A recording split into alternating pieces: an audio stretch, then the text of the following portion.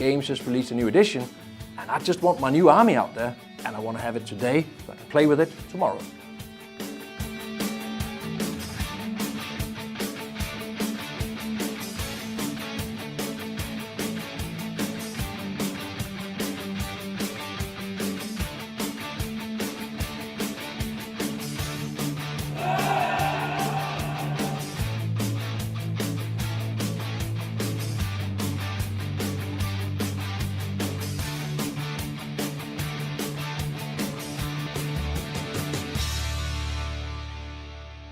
We know that tabletop gaming, painting events, that's where the community lives. Yeah. We live to play, we live to paint. The reality is tabletop gaming inspires literally every product we create.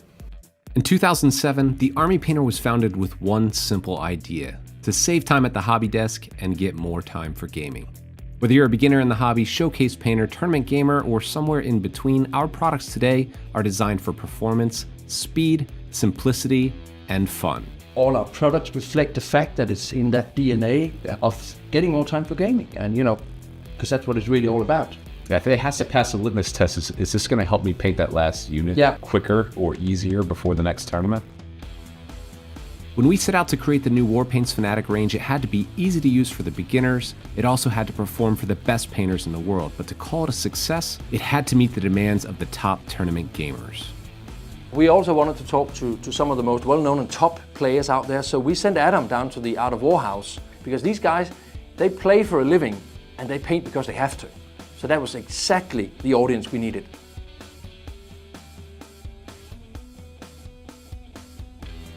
Three most important things I look for in a paint is obviously how it looks, the vibrancy, the color, etc. How it flows, it needs to cover effectively. How easily it's thinned, and also how easily it mixes. The vibrancy of the paint and how well pigmented it is, that matters a lot because I really want my miniatures to pop a little bit more. I'm never painting models, I'm always painting armies. Sometimes I'm trying to make some models in an army look better, but there's always 2,000 points of friends that I have to do as well. So any kind of paint that I have to do 2 or 3 coats on is inevitably going to be annoying. The competitive gamer, it's basically the painters that want an army done fast, but has to have contrast and effects on the table. So you need vibrancy in the color, you need some strong colors to stand out so you can see it from a distance. You also want a one-time coverage. You don't want to sit and make endless amounts of coverage because that takes time. You want to roll some dice, you want to get out there and get more time for gaming, right?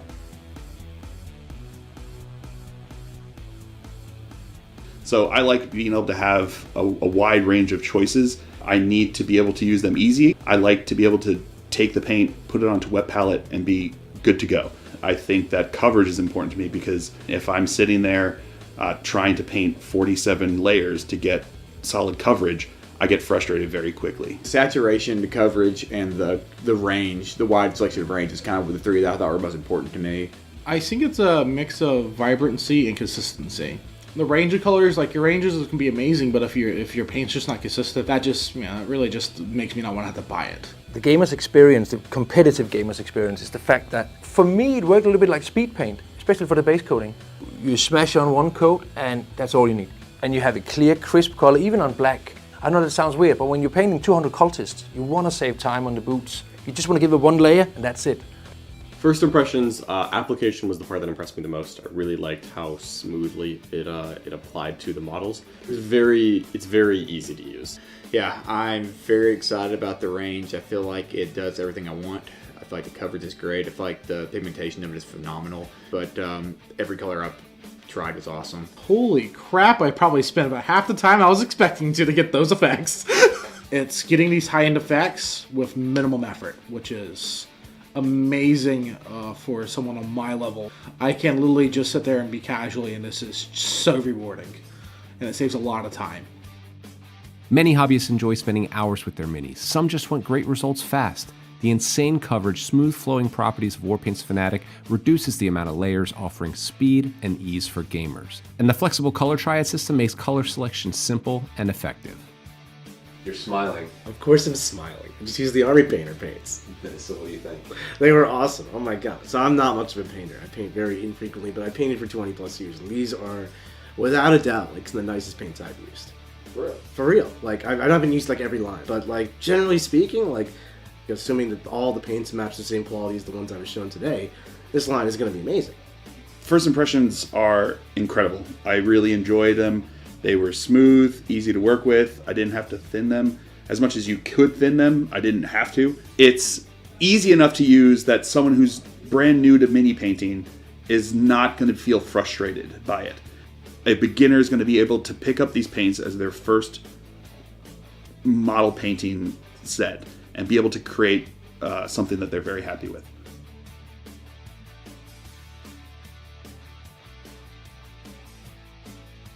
Of course, Fanatec had to meet the demands for gamers, but every product we've created since 2007 has been with gamers in mind.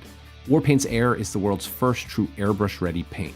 Saving time because it's pre-thinned right from the bottle, developed with simple-to-use color triage which makes choosing your base coats and highlights simple and fast. And speed paint, well, that's pretty self-explanatory. What could be faster than slapping on one coat of paint for color, shading, and a highlight? Our one coat system is consistent in its coverage and performance, making it a dream for gamers. Whether you're using it as a base coat or for picking out those pesky details like pouches, holsters, and lenses, nothing is faster than speed paint. Of course, we make products to support gaming, but when we say support, that extends to our long history of sponsoring tournaments all over the world with funding and prizes. Last year, we signed our biggest sponsorship yet as the title sponsors of the WTC, the World Championships of Wargaming, where we went last year to see what the best players in the world thought about Warpaint's Fanatec.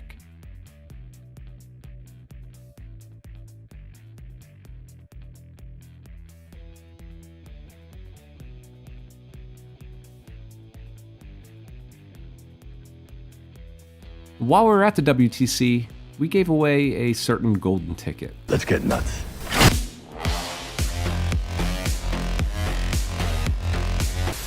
Remember that? We flew Tony, one of the most talented army painters at the event, to Warhammer Worlds in Atlanta, Georgia, all the way from Switzerland. So we had the chance to give another golden ticket away. This one was for the best painted army that ranked the highest, and that surprisingly was Antonio Meas.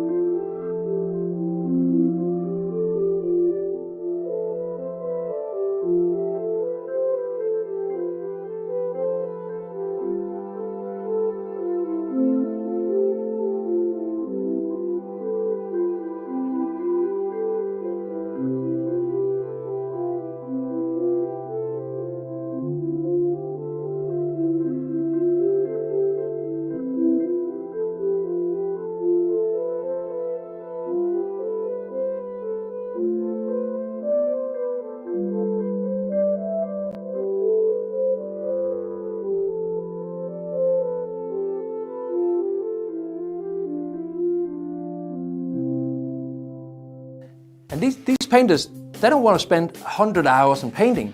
They want to spend 100 hours on gaming. I know I do.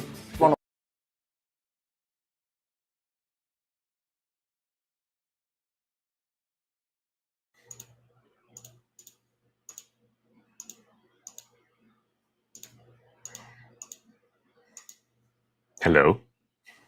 Am I the only one in? Nope, I'm here. There you go. Hello. Hello. Hello.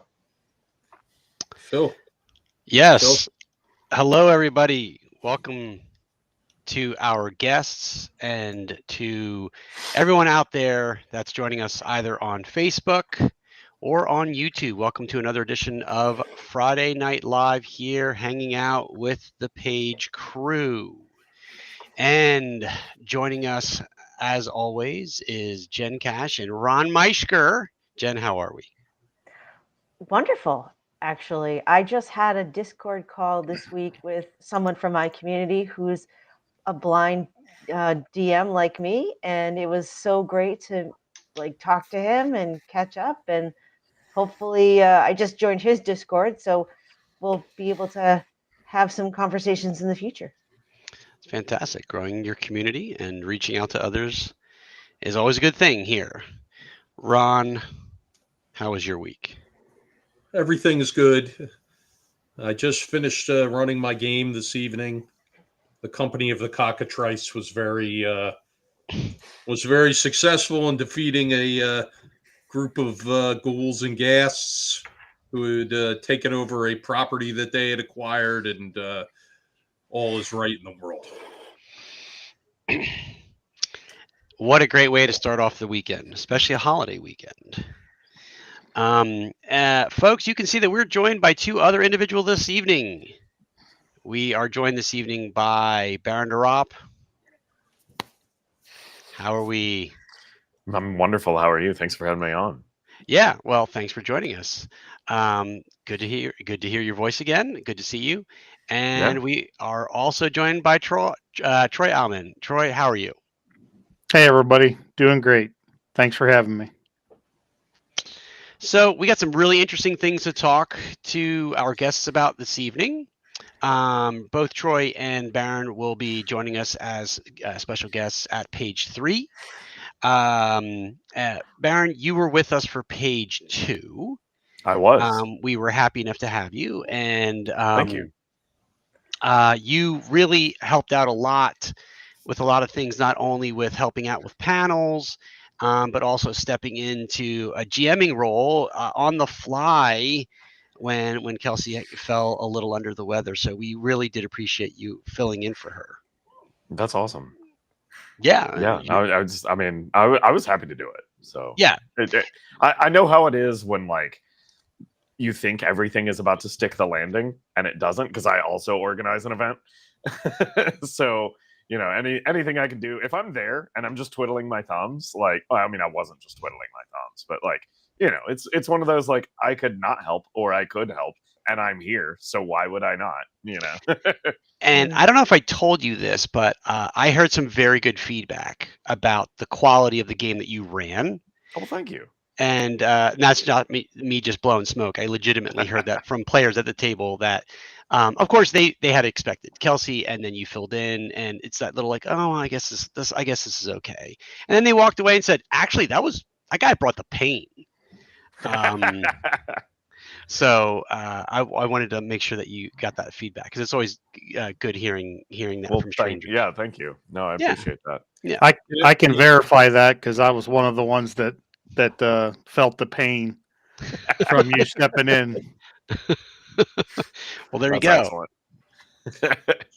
So I think just a shout out to somebody else who stepped up and did a great job under pressure. When Brandon Gillum blew off and didn't show up for his seminar on Sunday, I was so happy that Stephen Clicker stepped in to take his place. I mean, Steve really did a great job, and better than we could have probably expected from Brandon. So I was pretty excited about that. People that need to step up when it's time and their number's called will hopefully do so. So yeah. So shout out to Glicker. Yeah, that's right. And he's a funny guy too. that was a subtle little stiletto to the ribs there for somebody else as well. So moving on. So let's Baron, let's start with you.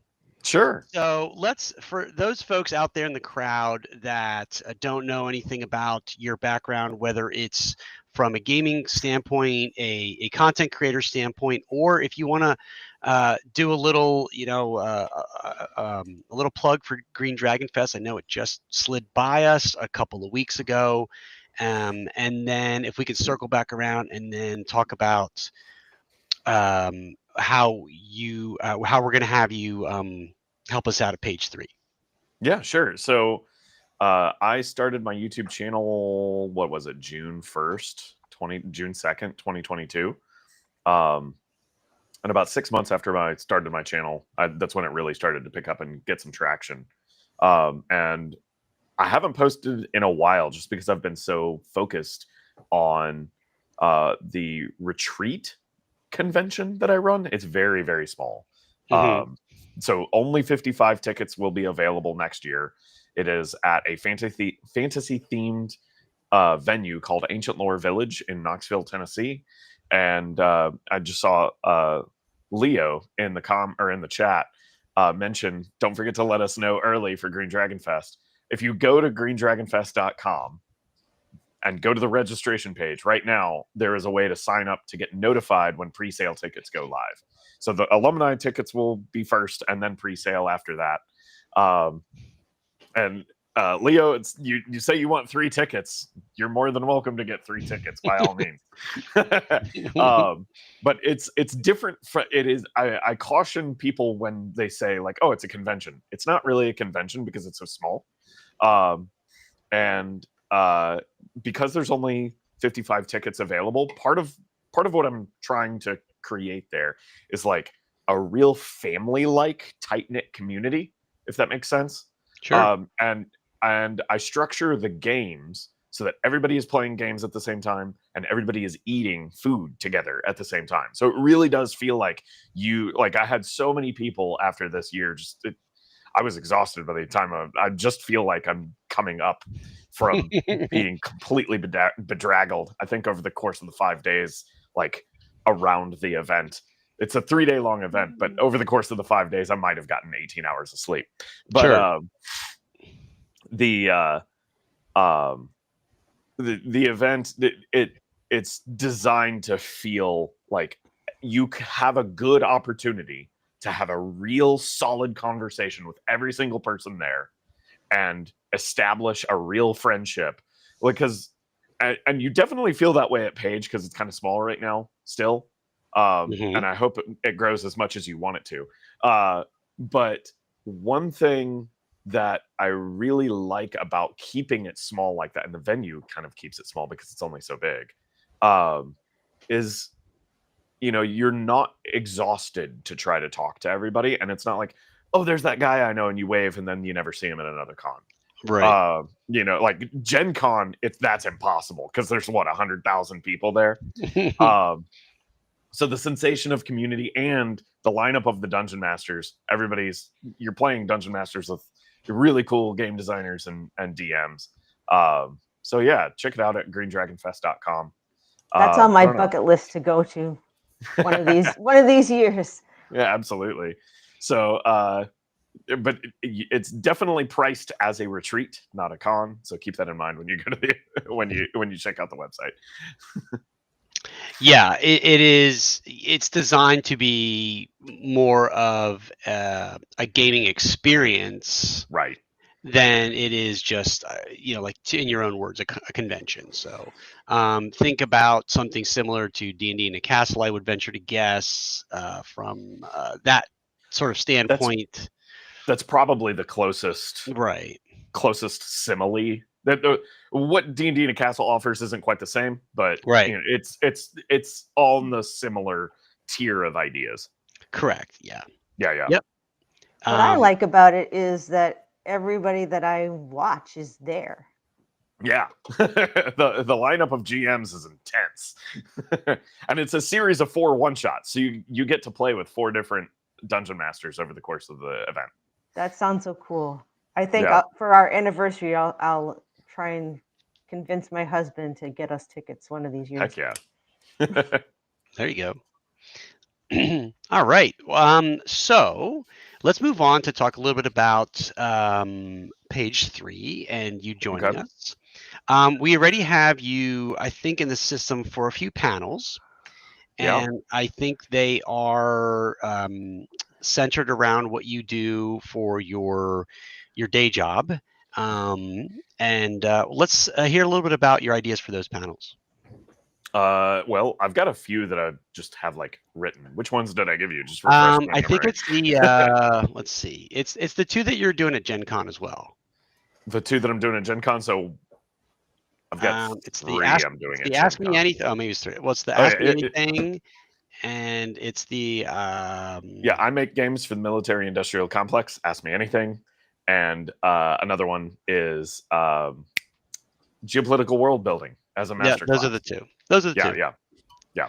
So if I was going to one of those panels, what could I expect to hear you talk about?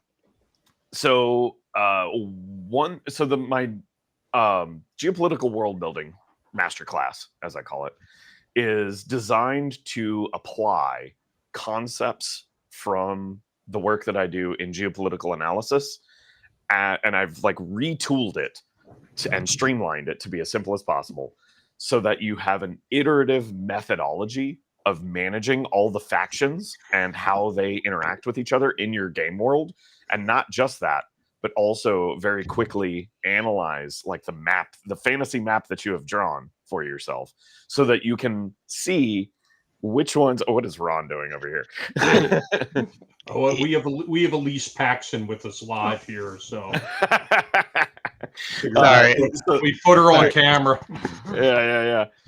So that you can, but the idea is that using these concepts, you can very quickly identify what are the various factions' strengths and weaknesses, and what would likely motivate them to act in the world. Right. And you can use those things in order to generate quest hooks very rapidly, that in a way that feels very cohesive. So if you like the idea of running a D&D game that feels like a world like Mass Effect or Game of Thrones before season 6, these are concepts that would help you do that. If you're into Monster of the Week type stuff, it's probably not for you. Right. The other talk that I'm doing is I make games for the military industrial complex. Ask Me Anything, just kind of tongue in cheek. I've only made really one. Most of it is for corporate enterprise for training purposes, but I've made a a particular game for a military research outfit. But at any rate, I don't really talk about like specifically the games that I make, but the process that I go through as like a professional game designer for the purpose of corporate training, like how to take a concept from a geopolitical analysis to analyzing a possible future state of what the world might look like in the next 5 to 10 years, and then take that forecasted future and turn it into a game and say, if these are the power players in the situation that is relevant to your organization, to your company or whatever, then how do we build a game? And what do we actually want to get out of the game? You know, as far as like training and analysis and just understanding of the possible world future. So that's more of what the game is, or that's more of what that talk is about. And it's structured in ways so like half of it, I just go through the whole process of, you know, the professional process of checklist of how I make a game. It's a very long process. And then the back half is just a ask me anything. Lots of time for questions. And I usually get lots of questions. I have to say, I mean, me personally, when I'm running a game, whatever that system may be, and there's factions involved, the interaction of those factions and how the, you know, how they're assumed to be interacting with one another in the background from session to session, or from story arc to story arc, I feel it can be very difficult to get your head around. Right. Like you're writing a novel almost, and the timeline needs to play itself out in a certain way so that you have a cohesiveness that comes along with the goals that you're trying to accomplish in the game. Of course, we're not talking about writing a novel here or something like that, but I get a lot of mental fatigue in trying to keep all of those bits together and remembering at the same time what happened, who talked to whom, who interacted with, what did they say, what were the messaging, who's trying to stab whom in the back. So anything that I think can help, especially GMs out to utilize factions. Right now, like I said to Alex Kammer last week, you know, I'm running a Dungeons of Drakenheim campaign, finishing that up, and that is very, very, very faction heavy, Right. And man, it's like makes my head explode sometimes trying to keep it all together. So it's a lot. Yeah. Yeah. Interesting stuff. So and like the talk that I'm giving on geopolitical world building is designed to solve two problems at once. One is, I've got my dog here, Merbus, in my lap, by the way. Merbus. Yeah, you see my hands moving. I have a black dog. Yeah. Thank God you clarified that was your dog. Yeah. He likes to have his schnoz stroked in very strange ways. So listen, I've said it many times. This is a PG-13 show. Okay, well, we'll keep it PG-13. Schnoz stroking, Schnoz stroking. I'm gonna wear a T-shirt that says that, no context, at your con next time I'm there. Schnoz stroker, big capital bold font. So the first problem is, like, people will build a really cool, or like they'll draw a really interesting fantasy map, and then they're like, okay, now what? Like, it's hard to go from map to, and that's a process I find a lot. People start with a map and then go to lore. They usually do not go from lore to map, if that makes sense. So rapidly generating that lore as quickly as possible using the map is the first problem to solve. And then the second problem to solve is, now that you've got an established set of factions on the map that are interacting with one another, how do you very quickly and rapidly keep track of what all the different factions are doing, and how do you use all those interactions to generate, you know, random encounters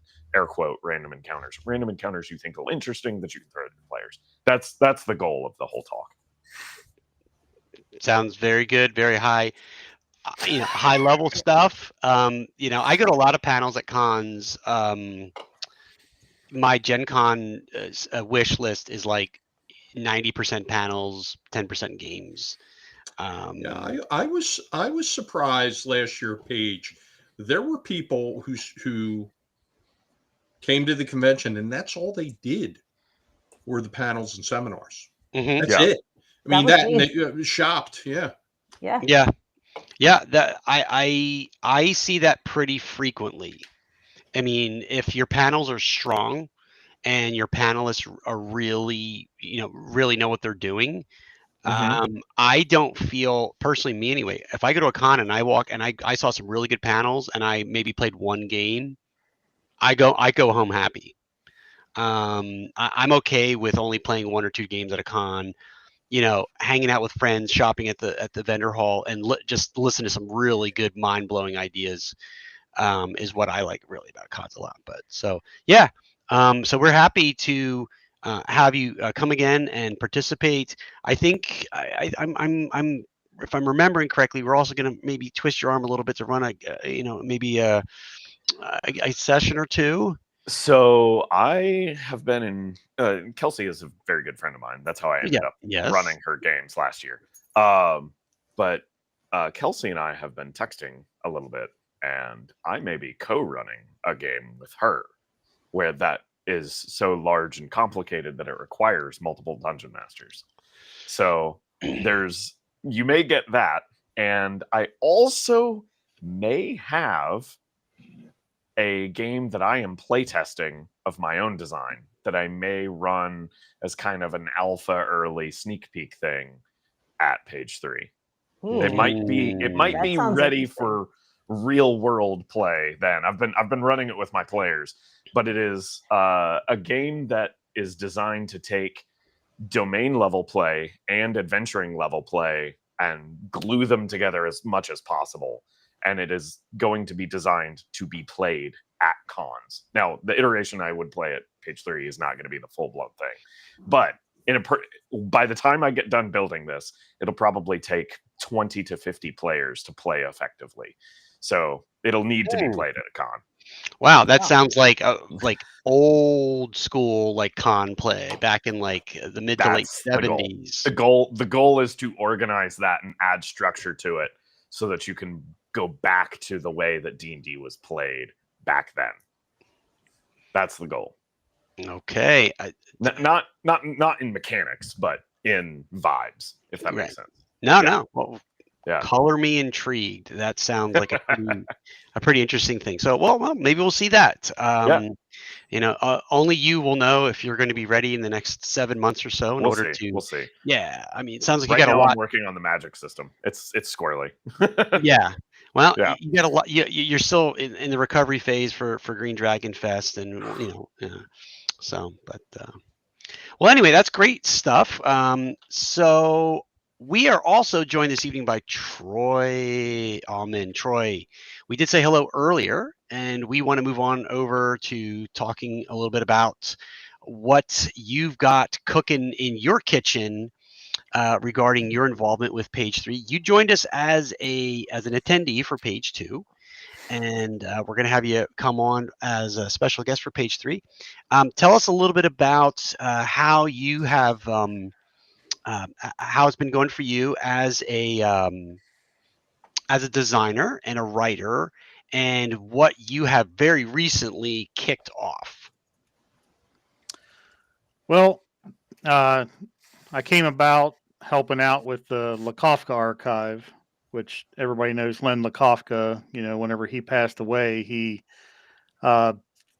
his husband gave Anna B. Meyer, who's another guest at your guys' con, all of his unfinished work, and his last wish was to get this stuff out to the fans, to everybody.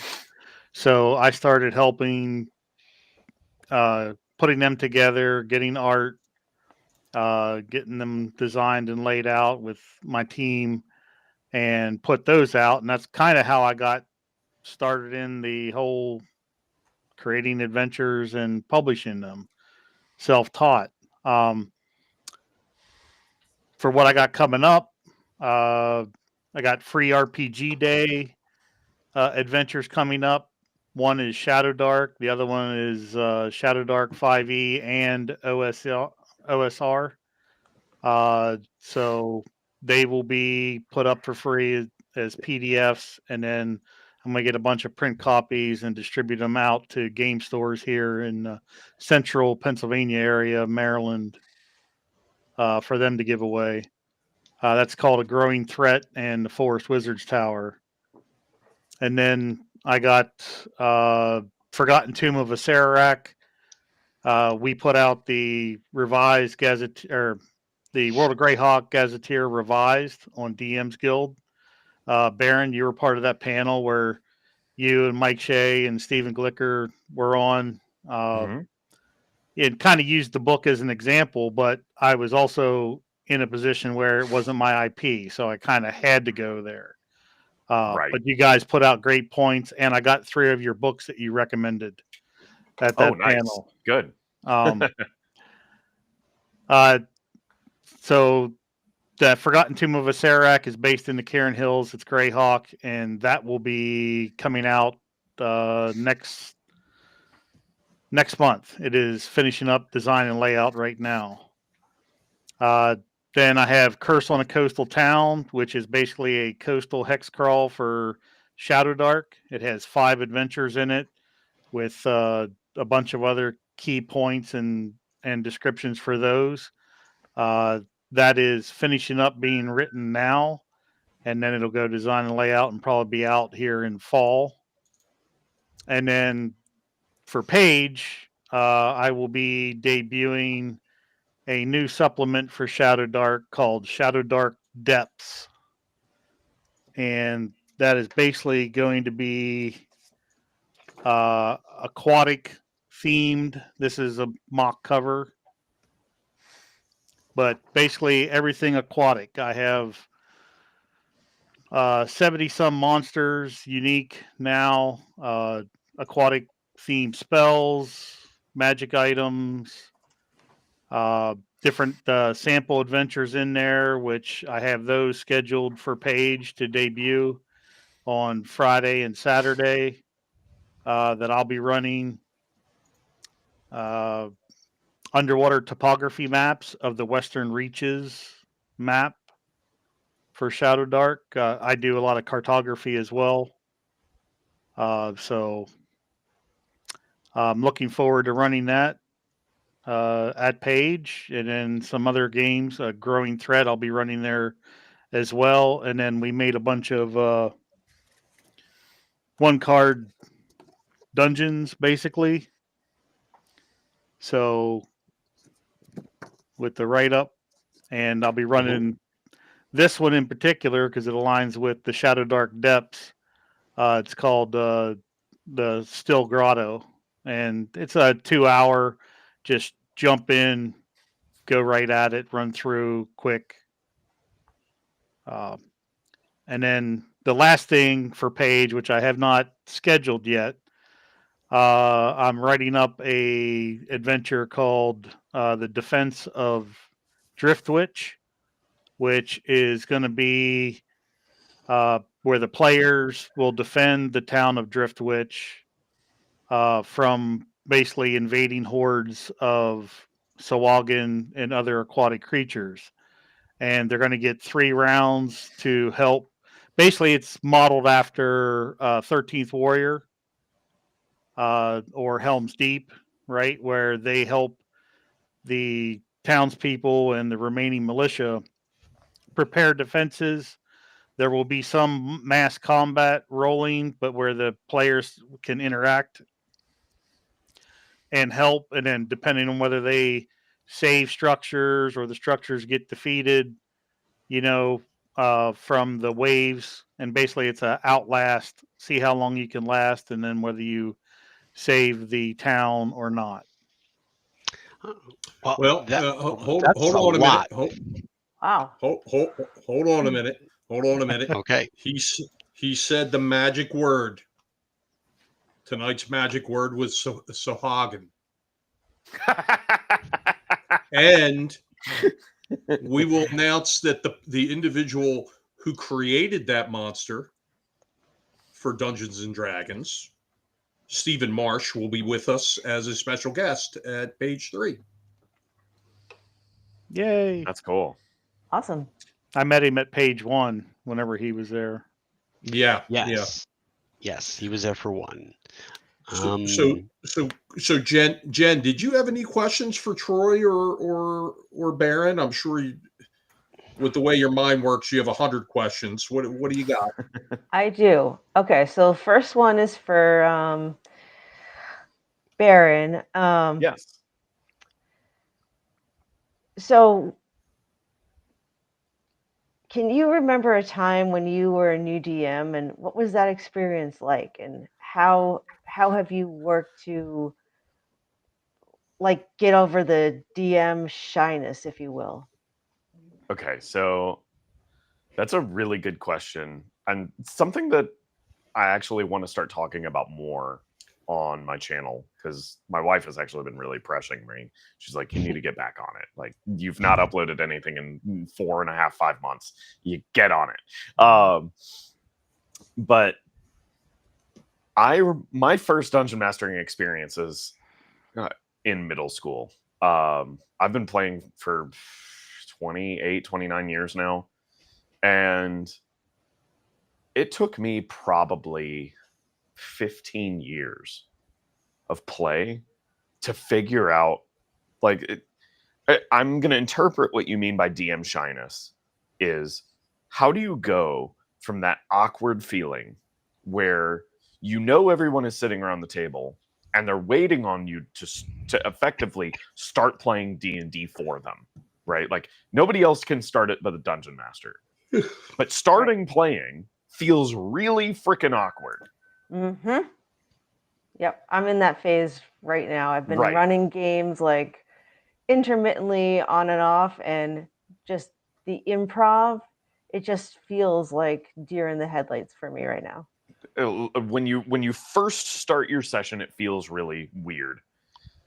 The best thing that I can do, the best recommendation I have, and this is especially true at the beginning of a new campaign. And honestly, I feel it might be part of the problem of like onboarding new players even.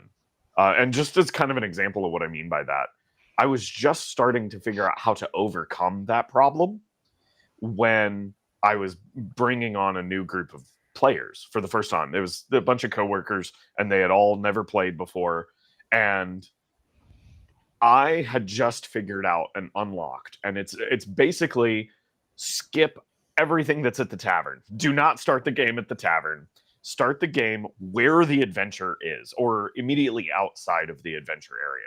So if you're running Keep on the Borderlands, you're going to start your adventure right just like where the valley, where the caves of chaos are right there in front of you, and they're 500 feet away. What do? You're just far enough away to where if you wanted to make a tactical decision, you could, and like sneak around and do some interesting stuff. But generally speaking, the adventure is literally right there in front of you. And it takes away not just the awkwardness of yourself, because you're immediately ramping up the stakes. You're immediately saying, we are starting the game in danger. Like, there is danger right over there. So it eliminates all of that. And it also offers the opportunity for players to immediately start leaning into the nature of their character as it exists on their character sheet, which can be really hard to like extrapolate in this loosey-goosey, oh, well, I'm in a tavern. Well, the things that a rogue does in a tavern, as long as they're, relatively normal people, is not any different than any other character. Like, yeah, the wizard can cast fireball and burn the tavern down, but why would they do that? They're all of them are just going to be sitting around drinking beer. So that whole thing of like, oh, get me an ale, wench, like, it's really weird to start the game there if you don't even know who your character is. So, and the same is true for the dungeon master. The dungeon master at the beginning of a campaign is still kind of feeling out the players subconsciously, even if they're your close friends. They're still feeling out who the player characters are subconsciously, because they don't know either. So by skipping all of that, just start at the dungeon, and then the players will organically figure out who their characters are as they're going through that first adventure. Then when you go back to the tavern and you're saying, okay, you've got, your 1,500 gold or silver or whatever that you purloined off the orcs, then okay, now they know who they are. They've already developed a little bit of story. They have some backstory. They know who their characters are because it was put to the test while they were in the dungeon. When they go back to the tavern, it's great. Quickly, we have a little feedback from some folks in the crowd. Somebody calling himself the Mad Hermit says, "F you, Baron. The party needs to pass by my tree." I assume that's a sarcastic joke that somebody's got a very specific tree in the middle of nowhere that they need to role play walking by. Oh, that's the Mad Hermit from People on the Borderlands. Oh yeah. Okay, fair. They can pass by your tree on the way back. Quickly, there was a question in the chat for Baron about the the 13 and up table at Green Dragon Fest. Yeah. I've decided to not do that next year. I had some feedback from the players that has convinced me that is not a good direction, that it would not be a good experience for the youth at the con. The convention is just so focused on adult gaming. And that's not to say that it's like, adult themes at the game. Obviously everything's, PG-13. But the amount of alcohol that gets consumed, the duration of people staying up and chatting and talking, it would be I got feedback that convinced me that it would be bothersome if there were minors present. So it will continue to be a 21 and up event. Oh, okay. That counts Greg Gillespie out for attending. So did I just go there? I just went there. I suppose you did. Okay, shooting it back over to Jen. You shot a question over to Baron. Did you have a question for Troy? I sure did. Okay. You said you attended page 1, right? Mm-hmm. So what did you, or page 2, what did you enjoy most about your experience, and what are you looking forward to the most about page 3? Page 2, I was in 3 games. The first one was Alex Kammer's Mutant Year Zero Alien mashup game. First time I ever experienced that system. It was awesome. He had a great DM. Did a great job with explaining the rules. I was there with Daniel Lawrence, Ronan, and Marianne Wong, and one other guy from Lurking Fears. Great table, great game. Then I had Sly Flourish, his Shadow Dark game. First time playing Shadow Dark. Again, great. And then had Baron fill in for Kelsey on Sunday for that game. I'm the one that gave you the cough drops to help save your throat. Yeah. That was clutch. I needed those. But I'm telling you, and I mean, I've seen a lot of DMs, but whenever you came in and you DM'd the game, you did an excellent job of keeping everybody's attention, keeping them all active, and pointing, making everybody feel that they were all part of it. Like you just gelled everybody as a team, and you just felt like you were constantly involved, whether you were doing anything or not. He kept you on your toes by like basically calling you out, like, "What are you looking for?"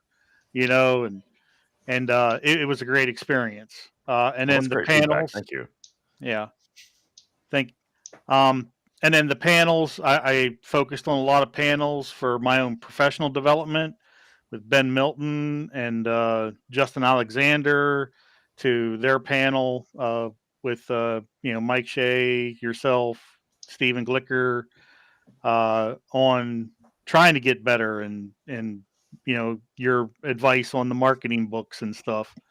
I mean, if you went and you sat in those panels, there's no way that you did not leave improving yourself, especially if you're interested in the RPG business, either creation, content creation, publishing. I mean, it's just a slew of invaluable information that they put out. And it's the reason why I can say that my team and I are on the right path for success because I took notes. I came back, disseminated them all and got your books that you recommended and That's excellent. Points that Mike Shea, Stephen Glicker pointed out, and Justin Alexander, and just followed it, and it's been a winning strategy. That's awesome. And that was only 5 months ago. Yeah, I want to thank Troy. We've been working on putting out a convention specific adventure written by me, and Troy was gracious enough to help with the cartography, and I can't say enough how many great supporters we have. Chet Minton's doing so much on that as well, and it's really thank you. I appreciate everything you're doing there, Troy. Thank you. We have a question from the crowd for Troy. Question for Troy: how did you find Shadow Dark compared to 5e for fun and ease of play? Designing easier or harder? For me, I started with like the Lakofka archives, or whenever you just put together an adventure. The hardest thing for me is paring down the wording to get it to the Shadow Dark style. Quick. That's tough. She's so concise. Right. What somebody might spend 1,600 words stating in 5e, she takes maybe 200 to say, if that. I mean, I enjoy 5e. I enjoy all editions. And then I just started to, explore with Shadow Dark at your guys' con for the first time, and I fell in love with it. But that has been the hardest thing to do because you feel like you're conditioned that you have to describe everything so much, but you don't, per se. So yeah, that's been the hardest thing because I've had this aquatic, the Shadow Dark Depths. It used to be called the Underwater Atlas, is what I've been working on, and I mean it's been 90% done. It's over 200 pages, but now I got to convert it to Shadow Dark format, and that's now it'll only be 64 pages. Yeah. Maybe 32 even. So what's the one piece of advice you would give to someone who's looking to write a module like that, like a 2-hour module? Well, the 2-hour would be these cards, right? That, this is, taken from basically the Shadow Dark style, right? Of the 1-card dungeons, right? Like that can be done in 2 hours easily. And I made up like 30 some of them right now that I have. 12 of them are currently in being play tested. But those are fairly easy because you know your time slot is going to be 2 hours. So you don't really need to provide a lot of information. You can throw on a couple random tables, like as a sidebar that you have or in your DM screen, and you can just go to town. That's the other great thing with Shadow Dark, right? Or Knave. It's the quick reference tables allows a DM to just, if a player has a question and you got a pretty good setup, you can just roll a couple dice and get all kinds of answers, create NPC names on the fly, their personality, whatever. And that's another great asset of those games. Yeah, I love Shadow Dark. We're right in the middle of a campaign, and I can't say enough about it. It's just so fun.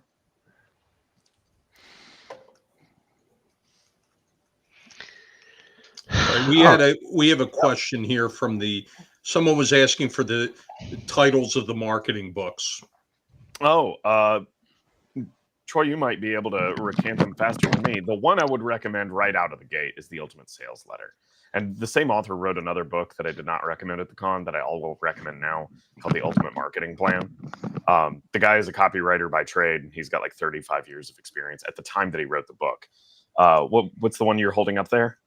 Scientific marketing. Scientific advertising. Yeah, Scientific advertising is another good one. Claude that was Hopkins. written in that one was written in like 1890 or something. Like, it is old. The Ultimate Sales Letter. The Ultimate Sales Letter is very good. And it's funny because as you're reading the Ultimate Sales Letter, you will slowly come to realize that the Ultimate Sales Letter book is a sales letter. The whole purpose of the book is to sell his services by teaching you how his services work. Brilliant marketing. Yeah, go ahead. The ad week copyright handbook. Yep. That one's really good because it teaches you how to. I think that one's really good because it teaches you how to make not just good copy, but like really punchy headlines. It kind of walks you through that. I'll post them on Paige's Discord in the information after the stream for everybody. Thank you for that. Phil, you were starting to get into something before I cut you off to bring that question to light. That's okay. It slid past me. And speaking of Discord, Ron, while I'm keep flapping my gums here, why don't you throw the Discord link up into the chat? And of course, I will, but we're going to show you our Discord manager. There she is. She's looking thrilled. Hi. Lisa said she was staying for the show. She doesn't realize she was going to make a cameo. Oh, okay. Well, Elise, we're sorry. I'm sorry that you're subjected to that torture there in the Paige office. But that's all great. Ron, did we have anything else that we wanted to talk to Baron and Troy about before we move on to talking about some specific updates for this week's updates for Paige? I don't have any further questions. I mean, I joke around a lot, but in all sincerity, I mean, you two guys are givers. Not Thank takers. You. And, I truly appreciate that because I'm also a giver, but I'm also a beggar when I need something. So I will beg when I need things. And Baron, you came through for us last year when Kelsey got cooties at the convention. And, Troy, like I said, you stepped up in a big way for us, and I really appreciate that. Yeah, and I didn't get a chance to say it, Troy. Some of the things that you had mentioned specifically about the Shadow Dark Depths sounds very intriguing. Like, I'm very interested in your take on that, so I'm looking forward to that. Shadow Dark underwater adventures. That's new. That's literally new territory. I haven't seen anything yet come across from a third party standpoint, talking about nautical stuff or underwater stuff. So it's interesting stuff. It's funny because I've talked to Eric Mona from Paizo. I've talked to Steven Chenault from Trollord Games, and everybody, and I understand it is niche. Probably too niche from a business standpoint to make something right. Your audience is probably small, but in my opinion, I don't think that they have approached it the right way. Mm-hmm. So this is my approach. I have a lot of experience in real life. I was on submarines for 20 years in the Navy. I dove, so the aquatic realm is like my second home. I'm very passionate. I'm okay, but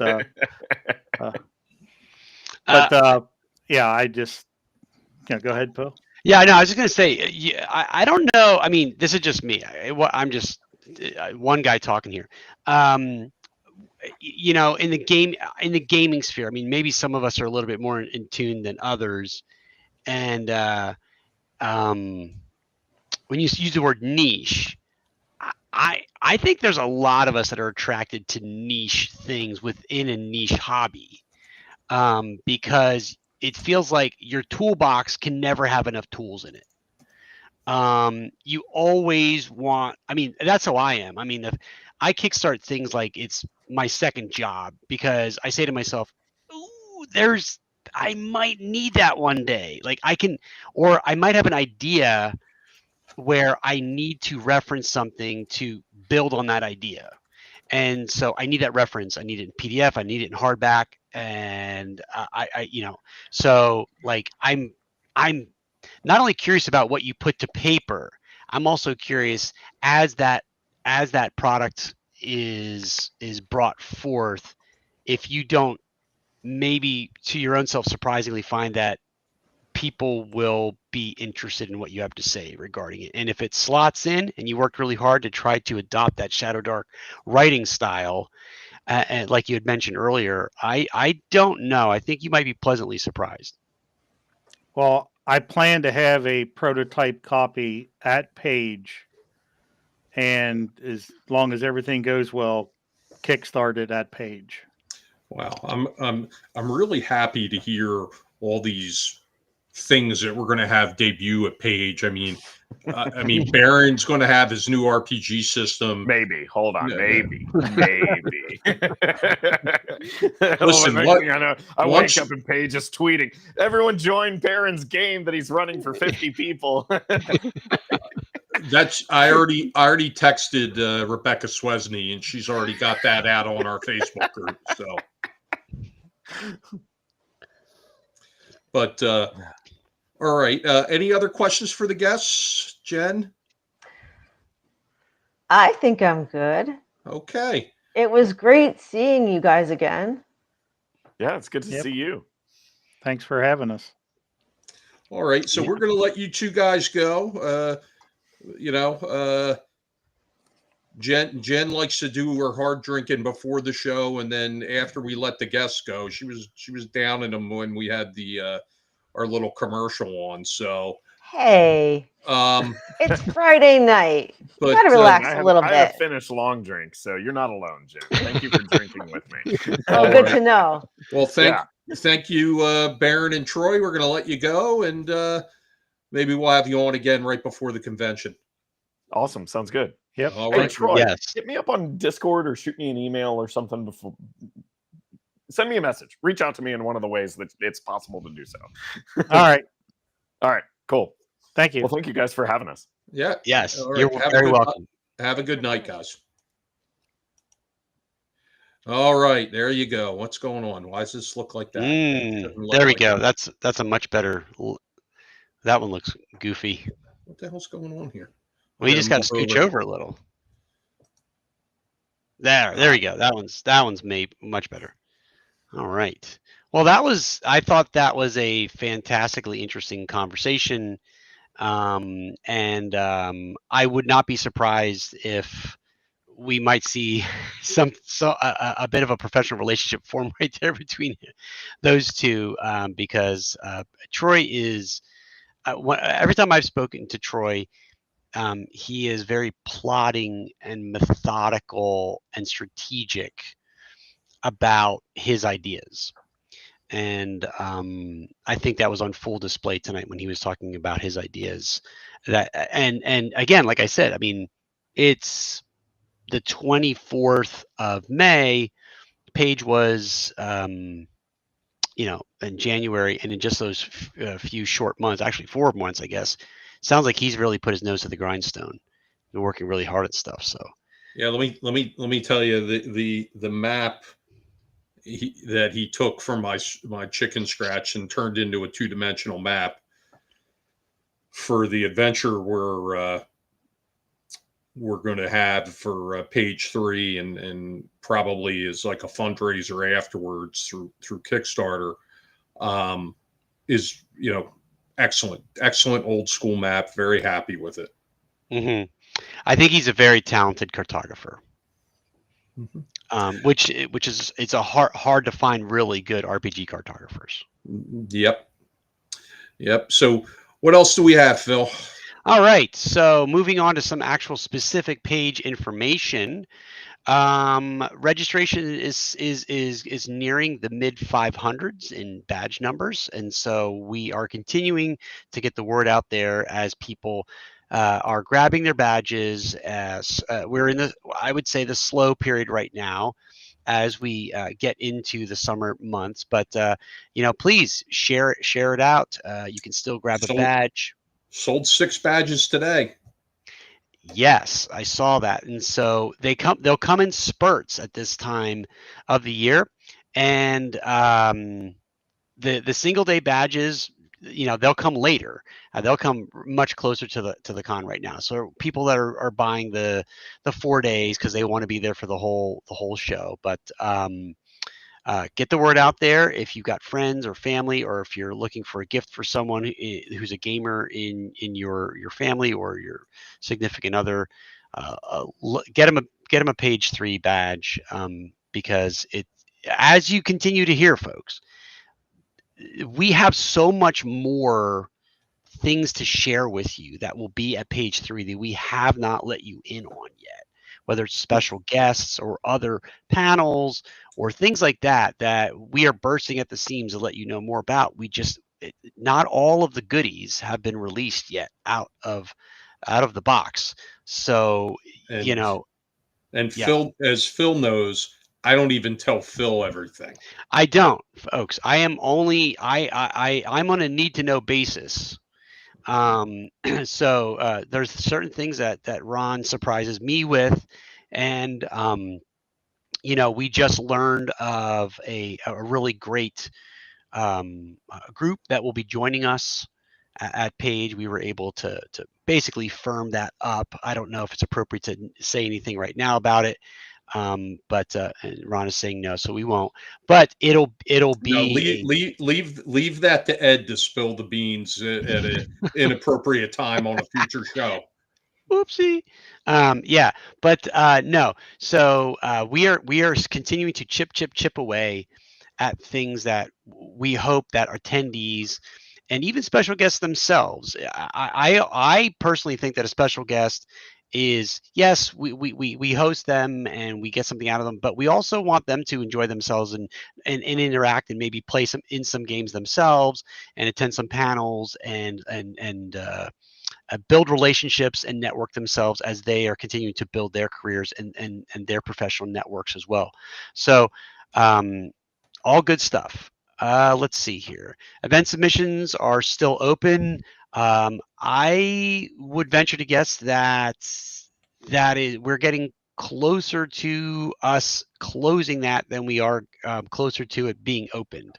So if you are still on the fence about submitting an event to Page, do not dither any longer. I would sit down in a concerted fashion and get those submitted to us so we can take a peek at them. We talked about badges. Hotel block. The hotel block is almost completely sold out. I know we made a post about it. There are 8 rooms left at the Hilton Garden Inn.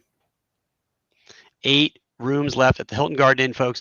The Hilton Garden Inn is the hotel that most of the socializing will take place, and you'll see the most activity. So you want to get in on that. The Hampton Inn is another nearby hotel. It's just a little bit farther away, but you wanna get in on that hotel room. Let's see. I did also want to mention that premiering on Tuesday, May 27th at 6:30 Eastern Daylight Standard Time, we're going to have a new show here on YouTube, Around the Board with Bex. Our own Becca Swesney will be hosting a show here on the YouTube channel, and it will be concentrating about board games. Me, Jen, Ron. We are more RPG folks. At least Jen, I don't know. I assume you are. I know I am. Yeah. I mean, there's nothing wrong with board games. You know, I play them occasionally, but my heart is RPG all the way. Yes, and that's the same thing with Ron and I. So we're gonna try to interject a little bit of board gaming love here on the YouTube channel. We're gonna have Becca hop on Tuesday nights and discuss some board gaming stuff. So look out for that. In the past week, we have announced 3 additional special guests, and I just want to mention them right here, right now. We had announced Manda, who, if you don't know, is an artist and a designer. Her credits include the MMO Furcadia, which has been out for a number of years now, which is a free-to-play game. And she is also the co-designer of the Cave Master RPG, which she did run a couple of games of that, or a session of that or two. I know on Thursday night of last year. She'll be joining us again at page 3, like she was last year. The guys over at Solarian Games, Peter Bryant and Jason Elliott. Ron was just on their show last week, so if you didn't get a chance to watch that, you should go over there so you can take a look at Ron's beautiful mug yet again. If tonight you're not getting enough of that, you can listen to them talk about some more page stuff. But they'll be joining us there. If you don't know Solarian Games, they currently hold the license to publish Top Secret, so they'll be joining us as well. And finally, Jennifer Ellis, who is a designer and CEO with Together Games that publish games such as Cool, Cool, Cool and the Adventure Zone game, will be joining us there as well at page 3. And we're happy to be joined by Jen. Yeah, Jen is, for Becca's around the board with Bex, where we're talking about everything board gaming and board gaming related to Paige. I'll be on the show with her as like a sidekick. I'll be the Ed McMahon. But we're seeking to get Jennifer Ellis on as the first guest for that program. Not for this upcoming week where she's introducing what the program is going to be about, but in the future we want to have Jennifer Ellis on there. I also think we're going to have the folks from the Petro Gaming Group and a couple of other individuals that are related to board games who were involved with Paige will be tapped to be guests as well. And I think we're going to be having some unboxing of board games that we've picked up or donated board games and things like that. Will be one of the regular features on the show where we update the library. Yes, and there's always those attendees that get really fired up about what's in the board gaming library for them to play. Again, that's not my thing, but we want to make sure that we're catering to those attendees that are very, very excited about being able to check games out from the games library, make sure that our games library is representative of what people want to play in the game, the board gaming arena. It's very fast moving. My understanding of the board gaming community is that if you think a lot of RPG Kickstarters come across your wire in the board gaming world, my understanding is that it's like every week it's another flavor of the week kind of a thing. So there's a lot of moving and shaking, and so it's moving targets when it comes to what people want to play. But again, we're gonna let Becca sort that out. So that sounds pretty exciting stuff. Ron, we typically announce another special guest here on the show. We did.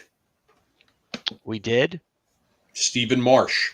Stephen Marsh. Okay, I didn't know that was a stealth announcement, perhaps, maybe. Well, he said the magic word. He said Sohagen. So. Oh, okay. Well, is that always the magic word, or is there a new one for every week? No, Steve actually created that monster. Yes, I know. I know. All right. 100% accurate, says Matt Ellis in chat. All right, so there you go, folks. Stephen Marsh, the creator of the Swaggin, will be there at page 3 yet again. He was at page 1. He had to skip out for page 2, but he'll be coming back for an encore appearance at page 3. So Stephen Marsh, if you don't know Stephen Marsh, he's been in the gaming industry for many, many, many years. And if Swaggin means anything to you, that is a monster that has been around from the earliest days. I don't know if it was in the original 74 edition of D&D or if it was an AD&D edition. That I don't know, but I think it got added in the original supplements is where it got in the added. supplements to OD&D. Okay. And Steve, I will announce something here. We're going to do something. We're going to have a seminar called the Rules Lawyers at Page, where all of the panelists are attorneys who game, and I'm going to moderate it and make it fun because my regular job is poking holes in attorneys' arguments. So they don't all know it yet, but we're going to put Steve on that panel, Alex Kammer, Ryan Morgan, Noam Wiener. There's a couple of dozen attorneys that attend Page, so we're going to put them on the spot and bring them up to the stage for the Rules Lawyers panel. Sounds like a great panel. I think it's a good program. We have them go on and throw out some little tidbits, whether it be copyright law or about open gaming licenses, whatever it is, and then we challenge them with interesting questions and let them debate it out, or we throw a rules-related question out and let that is a complex rule and let them decide what it should be.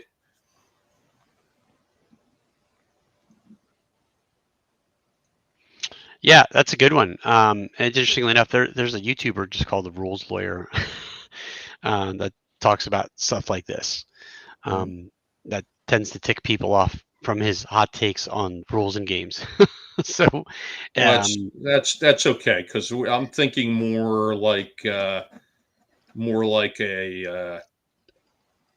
rapid fire questions and responses. Yeah, no, that sounds very, very interesting. I think it sounds kind of similar.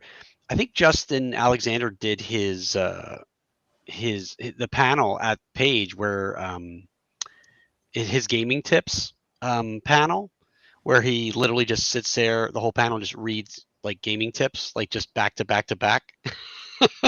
I attended that panel. It was very good. Isn't that what he does? He just sits and just reads them like one after another after another. He takes questions too. Oh, okay. I found it really informative. I know that's. I was going to say he better take questions, or I'll bring the gong out or the hook out for that. Anyone that's probably under 40 or 45 would not get the gong reference, I don't think, but us old farts probably would. Okay. Do we have any questions of folks that are in the chat that we have not yet gotten to? Take a couple of seconds here and maybe type it out real quick if we haven't covered something that you haven't heard about or you want to know more about. We'll take a question or two, but we've been on for over an hour now. We try not to pull this stretch out the show too long. We want people to go back to it the next day perhaps and read and watch it. Watch it if they didn't catch it this evening, because Friday nights are busy sometimes for some folks. So while writing out the questions, do we want to do a giveaway? Oh, I forgot about the giveaway. Yeah, we're not going to do any Troll Lord giveaways because I received some information tonight that there's still some unfulfilled. Okay. So we have to get that straightened out with Chuck. I don't want to pile up and not have folks receiving their rewards. So we'll go with Frog God Games, and we will do a page custom dice set for a second prize. All right. And do we want to tie that to a trivia question? Sure. Do you have a question? You see the dice right there, folks. That is the new. It's only so focused, but we have the new. We talked about the dice sets a couple of weeks ago. That's a D6 right there with the Philly Area Gaming Expo logo on it. We did say we'd like to keep the chat. Excuse me, the trivia to. Oh yes, there's another one, the 20-sider. To a page-related question. So I'm trying to think of a page-related question that someone in the chat may or may not know. Let's. I'll throw one out there. Okay. All right. This is for the first person who can answer this. At page 1. Going back in time. Who was the first ever guest at page 1 that, who was announced first? Who was the first guest announced? These are hard questions. Yeah, I don't know. I don't remember. I have a guess, but I don't even know the answer to that question. Who's the first announced guest?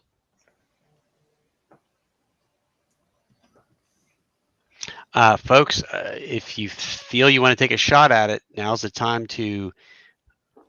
Leo says Frank Menser. That is correct. So Leo has won the. Here they are. Yeah, they're all there, but Leo got in first. It was Franklin Menser, Delaware County's own Franklin Menser. Well, is that for the dice set or for the? That's for the dice set. Now let's go to Frog God Games. Okay, Leo, reach out to Ron. He'll get you hooked up. No, you got the dice, not me. You're the director of operations. Operate. Okay. All right. All right. So Frog God Games, $25 gift certificate. What do you want to do with this? I'm going to pick somebody at random. Well, let's see. We've got a lot of regulars on this evening in chat. We've got some new people. Hold on. Who is what about Bay 35 Pablo? I don't know if I recognize that. Well, he's in Australia, so I don't know how we're going to get those to him. I'm not sending anything to Australia. Well, it's a gift certificate, right? Online. It's to the online store. That's who it is. That's the winner then. Okay, so Bay 35 Pablo, if you could get me your preferred email address, you can either message me on Facebook, it's just Phil Wirt, or phil@phillygamingexpo.com. Send me an email, and then I will get that email address over to Jen Glazer over at Frog God, and then you guys can connect and you can get your gift certificate.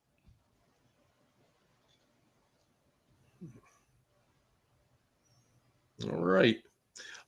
Just a little update. Troy has posted the names of all those books on our Discord channel. If you want to get there, see if you can click here and get to the Discord channel. Just follow the prompts. And I guess that's that. Is it not? I think so. All right, Jen, you want to take us out? Sure. But before we go, I just wanted to, if Wesley Allen is watching, just want to congratulate you on reaching 4,000 subscribers this week. That's correct. Yes, and I believe Wes is in the chat. He's an egg thief. Yes. Egg thief. Goodness. Be living that one down for the next 15 years. But yes, so congratulations to Wes. 4,000 subscribers to anyone's YouTube channel is quite a significant accomplishment. So kudos to you. Our hats off. And well, that reminds me real quick. We are over 300 here on YouTube for our own channel. So I usually write the numbers down from week to week, and I have them right here, just if anybody's interested. We went from 292 to 306 as of right now, unless I'm going to refresh a page. Someone might have always joined during the nope, it's 306 still. So get that, like, subscribe, hit the notification bell, all that jazz, and keep spreading the word, because hopefully we'll be at 500 or something like that relatively soon. That's awesome. Yeah, getting the word out there. So all right, well, I guess next week we can preview our guests of next week. Next week, I believe, is that Jeff D and Lee? It's Jeff D and Lee Stanford. Okay, so next week, folks, you want to join us again with legendary artist Jeff D and Ron's first GM Lee Stanford, and we're going to see what those two guys what they're up to lately. Jeff D is going to. He has put together some special art for Page, original art for Page, and he's going to debut that on the program next week. Folks, you can't miss that. You have to be here live in order to see that. So we're going to just put that little nugget out there for you folks still in chat here. You want to see that original artwork, you got to come in next Friday and see what's what. All right. Well, I think it's time for us to sign off. I have to get my beauty rest because I am marching in a parade tomorrow, Memorial Day parade. Wearing a skirt. I'm going to be wearing a kilt, and I'm going to be playing the bass drum in the pipe band. Awesome. I am going to be visiting, supporting retailer Farpoint's It's a Toy Show at 9:00, hoovering up any old D&D stuff I find for sale there. And then from there, I'm going to go to Thy Geekdom Con and walk around the vendors area and the showroom floor, seeking out cosplayers for to come on out and spruce up the wardrobe for Page 3. Nice. And I'm hopefully going to be doing some filming and figuring out how to set up a Discord and a streaming platform. Wait, you're doing filming, setting up a Discord and a streaming platform? I mean, there's a joke coming. You know that, right? Of course I do. Okay, I'm just going to say, I'm not going to say it. But I'm sure you have plenty of fans. I don't know. I feel like I'm growing every day, and that's a good thing. No, those are big jobs. Well, that's why we have Elise for the Discord. Oh my! Oh, there she is. You know what they say about stepping outside your comfort zone. You just got to do it. So. Yeah, just do it. That's what Nike's taught us, right? Mm-hmm. Yeah, they just do it. Just exploit child labor to make your shoes. Just do it. Oof. Hot take by the Ron man. I'm full of them. Yeah, full. Is that the only thing you're full of? No, I'm currently full of something that is going to require me to visit the toilet in a little bit. So we're going to cut the show. We're going to cut the show here, folks. With that information in hand, it is time to sign off. Folks, we will see you next week. and good night. Good night, everybody.